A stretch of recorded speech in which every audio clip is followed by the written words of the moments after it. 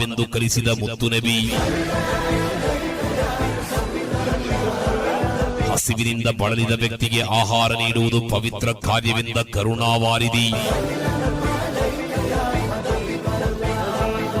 ಯಾರನ್ನೂ ನೋಯಿಸದೆ ಶಾಂತಿಯುತ ಹಾದಿ ಹಿಡಿಯಬೇಕೆಂದು ಕಲಿಸಿದ ಮಹಾನಬಿಯವರ 1500ನೇ ಜನ್ಮದಿನಾಚರಣೆಯ ಪ್ರಯುಕ್ತ ದಾರುಲ್ ಉಲೂಮ್ ಮದ್ರಸಾ ಪತ್ತುಮುಡಿ ಪದವು ಇದರ ವತಿಯಿಂದ ಆಯೋಜಿಸಲ್ಪಟ್ಟ ಅತ್ಯಂತ ಶಿಸ್ತುಬದ್ಧವಾದ ಮೀಲಾದ್ ರ್ಯಾಲಿ ಇದು.